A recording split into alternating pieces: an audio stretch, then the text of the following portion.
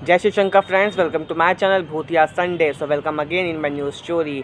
कहानी में किसी भी तरह से किसी की भी भावनाओं को ठेस पहुंचाना बिल्कुल नहीं है। ऐसे ही हॉरर और हॉन्टेड स्टोरीज़ के लिए हमारे चैनल भूतिया संडे को सब्सक्राइब कर लीजिए। और ये कहानी पूरी तरह से काल्पनिक है। So now start the story. Vijay Kumar एक बहुत अच्छे इंजीनियर थे। विजय कुमार अपनी फैमिली के साथ एक बहुत बड़े शहर में रहते थे और शहर में रहना आजकल की डेट में हर किसी को ही पसंद था।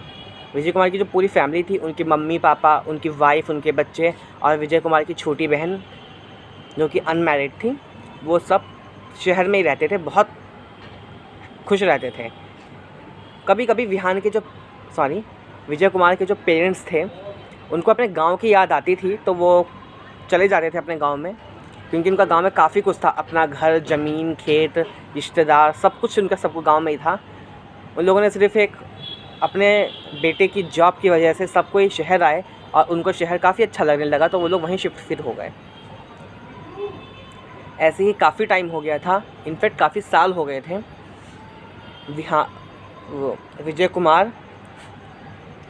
विजय कुमार अपनी पूरी फैमिली को कहीं घुमाने नहीं लेके गए थे। इनफैक्ट वो अपने गांव में भी नहीं जा पाए थे। विहान उनके बेटे का नाम था। विजय कुमार के 2 बच्चे थे, एक बेटा और एक बेटी। विहान उनके बेटे का नाम था। विहान ने अपने विजय कुमार से बोला, अपने फादर से बोला कि पापा, हम लोग काफ़ी टाइम से हम लोग कहीं घूमने भी नहीं गए हैं और दादा दादी कभी कभी गाँव को बहुत मिस करते हैं। तो एक काम करते हैं, हमारे शहर से दूर एक बहुत बड़ा मेला लगा है, तो आप हमें उस मेले में लेके चलिए। दादा और दादी को गांव की याद भी नहीं आई कि वो मेला एक गांव में ही लगा है। मतलब वो मेला थोड़ा गांव की तरह हैगा, जैसे राजस्थानी ट्रेडिशनल लुक की तरह वो मेला हैगा और थोड़ा गांव की तरह ही है। तो काफ़ी अच्छा आएगा और बहुत मज़ा आएगा हम लोगों को। विजय कुमार बोलते हैं, ठीक है बेटा, एक काम करता हूँ, मैं वहाँ के पासेस अरेंज कर लेता हूँ। उसके बाद हम लोग नेक्स्ट संडे, जो संडे आएगा 2 दिन के बाद, हम संडे को चलेंगे। और ये सरप्राइज़ है, संडे के दिन सुबह बताएंगे हम सबको। विहान बोलता है, ठीक है पापा। दोनों ने किसी को कुछ नहीं बताया। संडे का डे आता है, पासेस अरेंज हो चुके थे। विहान अपने फादर से बोलता है, पापा अब हम सबको बता दें, ब्रेकफास्ट सब कोई कर रहे थे। विहान बोलता है, पापा अब हम सबको बता देते हैं ताकि सबको रेडी भी हो जाएं।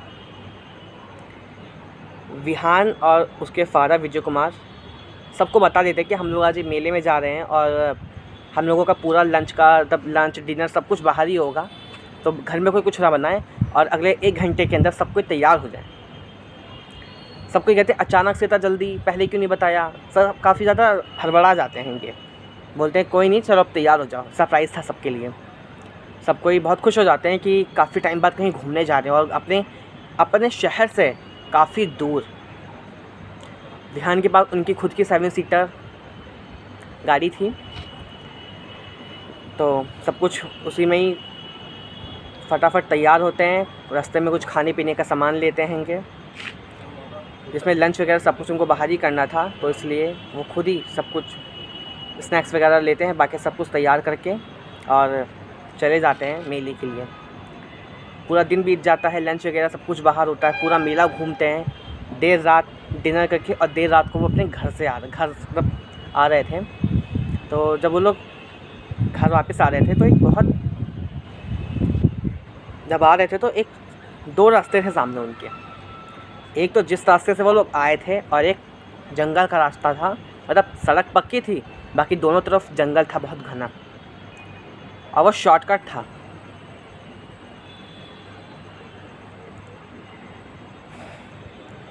विहान सोचता है कि कि हम लोग शॉर्टकट से चलते हैं और जल्दी घर चलेंगे, क्योंकि विहान बहुत ज़्यादा थक गया था। आखिर है वो बच्चा है, काफ़ी थक गया था। वो बोलता है, पापा आप ना शॉर्टकट वाला रास्ता ले लो। विहान क्योंकि अपने फादर के साथ आगे बैठा हुआ था, उसको आगे बैठना काफ़ी पसंद था। उसके फादर बोलता है, पापा इस वाले रास्ते से लो, शॉर्ट है। विजय कुमार बोलते हैं, आपको कैसे पता कि शॉर्ट है? कहा कि पापा ये गूगल मैप पे दिखा रहा है। विजय कुमार बोलता है, हमें हमेशा इंटरनेट पे ही भरोसा करना चाहिए। अच्छी बात हम करते हैं, बट हमेशा एकदम से ही नहीं, एक बार अच्छे से चेक कर लेते हैं, उसके बाद क्या पता ये लॉन्ग हो या फिर इसका जल्दी एंड ना हो, ये जंगल ही जंगल हम लोग खो जाएं। बोलता है यहीं पापा सीधे सीधे जाना है। तो फिर बोलता है कि पक्का? फिर बोलता है हाँ पापा। फिर कहता है अच्छा रुको किसी से पूछ लेते हैं। इतने में विजय कुमार की जो मम्मी होती है वो बोलती है बेटा एक बोतल पानी लेके आना, सामने दुकान है, मुझे बहुत ज़्यादा प्यास लग रही है। विजय कुमार गाड़ी से उतर के अपनी मतलब मम्मी के लिए पानी लेने जाते हैं और दुकान वाले से पूछते हैं कि भाई साहब ये जो रास्ता हैगा ये क्या सेफ़ है जाने के लिए? वो दुकान वाला बोलता है भाई साहब आप इस रास्ते से जाओ मत, और जाओ तो बहुत संभल के। बोलते हैं ऐसा क्या है भाई यहाँ पे? बोलता है कहते हैं कि इस रास्ते पे छलावा घूमता है। विजय कुमार बोलते हैं क्या आप भी इन सब घटिया नुसी सी बातें में पड़े हैं? छलावा, भूत प्रेत एंड ऑल, ये सब कुछ नहीं होता है। और प्लीज़ आप खाली इतना बताइए कि ये अपने एरिया का नाम लेके बोलते हैं कि ये यहाँ जाता है। वो बोलते हैं जी भाई साहब ये जाता तो है, बट अगर आप लॉन्ग कट यानी कि लंबा रास्ता ही ले लेंगे हाईवे वाला तो आपके लिए ज़्यादा बेटर होगा। वो बोलते हैं नहीं भाई साहब वो बहुत ज़्यादा लंबा हो जाएगा हमारे लिए, हम ठीक है हम लोग उस पर चले जाएंगे। फिर बोलता है ठीक है भाई साहब कोई नहीं आप चले जाइए। वो पानी लेता है और आके अपनी गाड़ी में बैठ जाता है। थोड़ी देर में मतलब जैसे बैठते उसकी जो मम्मी होती हैं वो पानी पीने लगती हैं, और इतने में ही वो विजय कुमार बोलता है हम लोग इस रास्ते से चल रहे हैं मम्मी। और उसकी मम्मी बोलती है सेफ़ है, जंगल सा लग रहा है। वो बोलता है कि हाँ सेफ़ है, थोड़ा शॉर्टकट है। वो दुकान वाले ने बताया। वो जो दुकान वाला होता है वो फिर से भागा भागा उनकी गाड़ी पे आता है और बोलता है भाई साहब अब मेरी बात मान जाइए, इस रास्ते पे मत जाइए। विहान बोलता है प्लीज़ आप कुछ मत बोलिए, हम लोग चले जाएंगे। विहान की जो माँ होती है मम्मी, वो पूछती हैं कि आप विहान की जो दादी होती हैं वो बोलती है कि बेटा तुम ऐसा क्यों बोल रहे हो कि रास्ते से न जाए? तो वो बताते हैं माता जी यहाँ पे एक छलावा घूमता है जो भी रात में इस रोड को क्रॉस करता है वो कभी भी ज़िंदा नहीं मिल मतलब ज़िंदा बाहर नहीं जाता है, या कि उसकी डेड बॉडी मिलती है या कि तो उसकी बॉडी भी नहीं मिलती है। और जो लोग दिन में जाते हैं वो इसी एरिया में घूमते रह जाते हैं और रात में उनकी मौत हो जाती है। वो काफ़ी डर जाती हैं विजय कुमार की मॉम। फिर बोलती है नहीं बेटा तू लॉन्ग कट ले ले, हम लंबे रास्ते से ही चले जाएंगे, मुझको कोई दिक्कत नहीं है,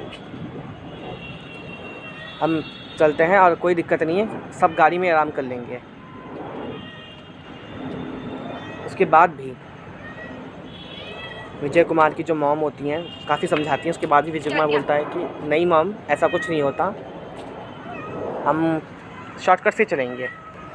विजय कुमार बोलते हैं कि मॉम कुछ नहीं होता आज की डेट में ये सब, मम्मी प्लीज़ आप इन सब चीज़ों को बढ़ावा मत दो। और विजय कुमार बिना कुछ बोले अपनी गाड़ी का जो विंडो होता है उसको कवर करके और तुरंत चल देते हैं उसी रास्ते पे। काफ़ी दूर तक चलते चलते विजय कुमार सोचते हैं यार ये रास्ता बहुत लंबा लग रहा है, मतलब ऐसा क्यों लग रहा है कि मैं इसी रास्ते पे घूमे जा रहा हूँ और कुछ आ ही नहीं रहा है। काफ़ी ज़्यादा मतलब उनका माइंड डिस्टर्ब होने लगता है, कहते कि काफ़ी देर से मैं इसी रास्ते पे घूम रहा हूँ। तो विजय कुमार की मॉम कहती हैं बेटा कहाँ पहुँचे हम? मतलब वो सो गई थी गाड़ी में ही। बोलते हैं मम्मी अभी तो जंगल में ही है। बोलती क्या? तो काफ़ी देर हो गए, हम कम से कम 2 घंटे से जंगल में हैं, अब तक तो शायद हम पहुँच भी जाते घर अगर हम लोग लंबे वाले हाईवे से जाते तो। विजय कुमार बोलता है माँ शायद आप सही बोल रहे हो बट क्या करें। फिर वो बोलता है कि कहीं उसकी माँ बोलती है विजय कुमार की कहीं छलावा तो नहीं। विजय कुमार बोलता है माँ प्लीज़ आप ऐसा कुछ मत बोलो, आज की डेट में ऐसा कुछ भी नहीं होता है। विजय कुमार ने ऐसे बोल के अपनी माँ को तो चुप करा दिया, बट हकीकत को कैसे चुप कराएगा। काफ़ी ज़्यादा घूमने के बाद विजय कुमार देखता है कि हम काफ़ी देर से यहीं घूमे जा रहे हैं। तो विजय कुमार अपने बेटे को बोलता है बेटा इधर आओ, और वो जो सामने माइल स्टोन हैगा, मतलब माइल स्टोन में बहुत बड़ा पत्थर रखा हुआ था। बोलता है देखो बहुत बड़ा पत्थर रहेगा, एक काम करो उस पत्थर को तुम गीला कर दो थोड़ा सा पानी से। फिर बोलेगा पापा गीला करके क्या होगा?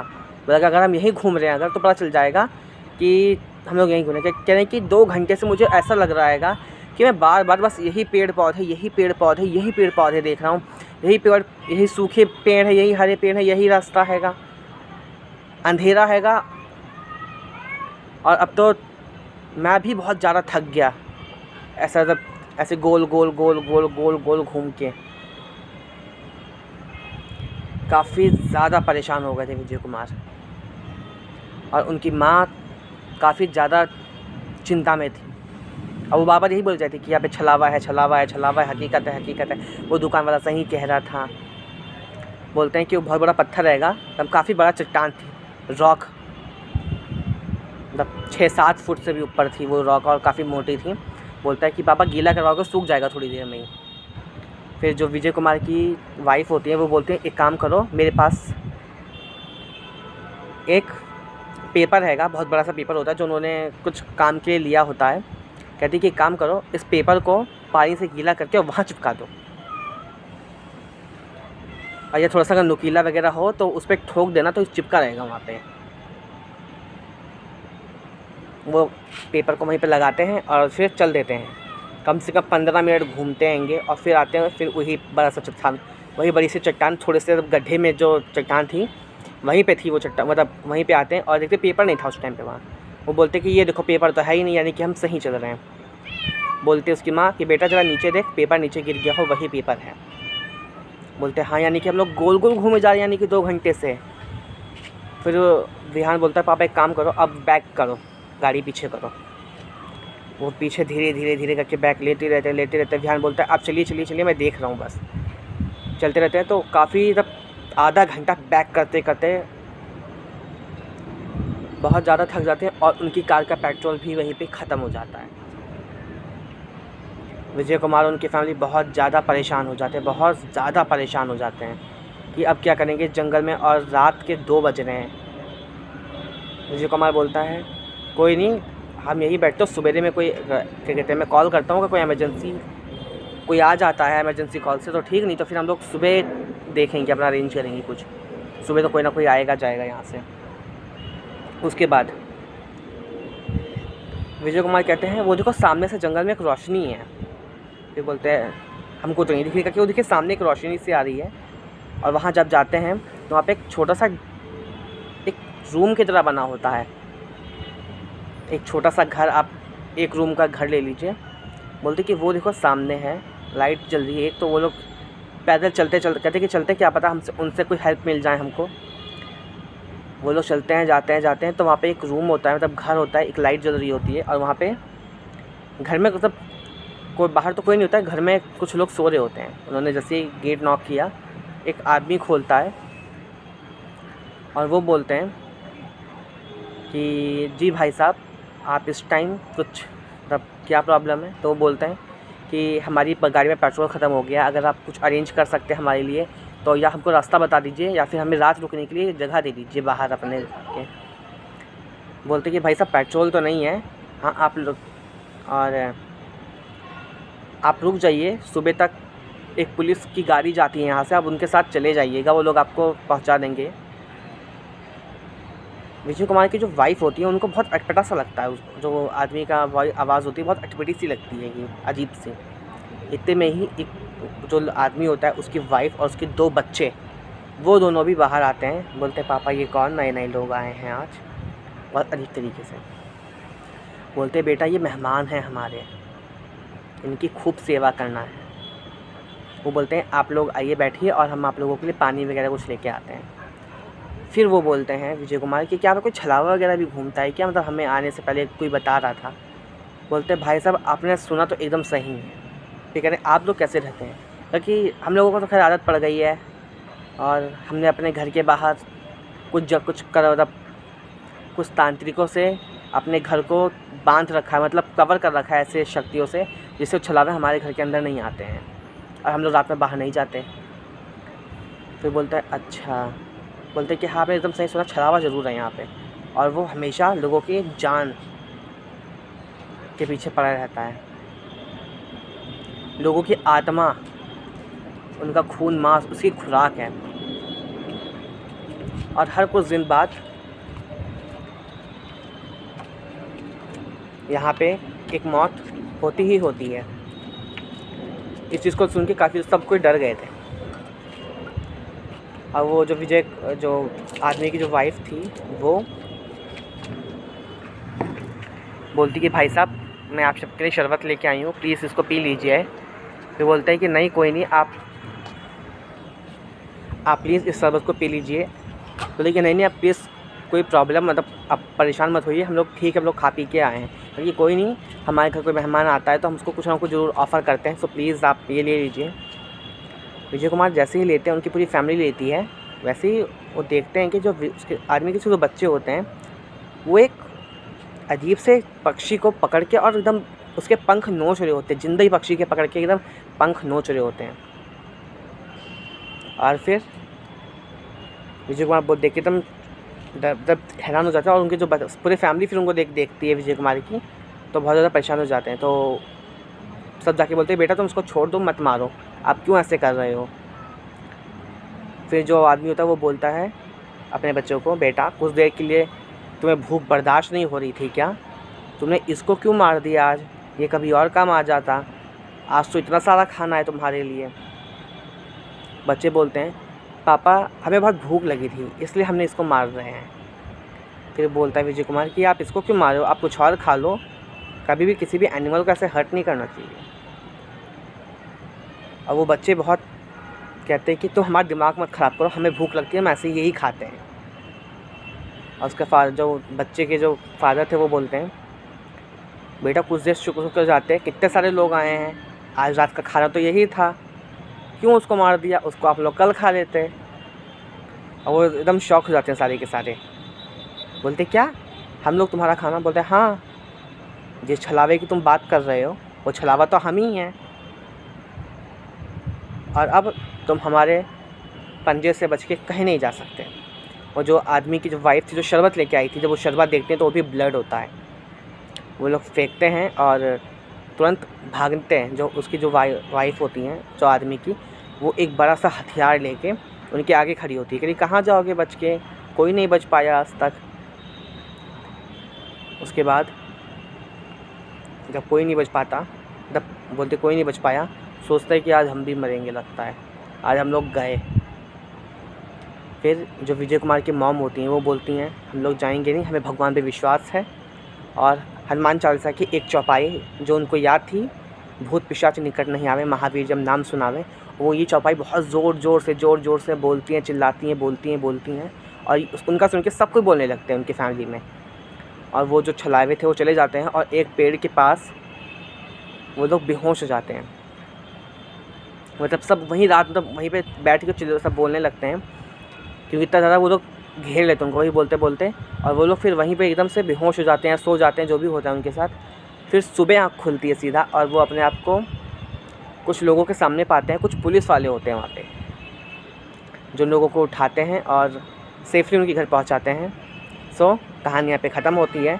कहानी कैसी लगी आप लोगों को वो हमें कमेंट में ज़रूर बताइएगा और चैनल को सब्सक्राइब कीजिएगा। सो तब तक के लिए गुड बाय।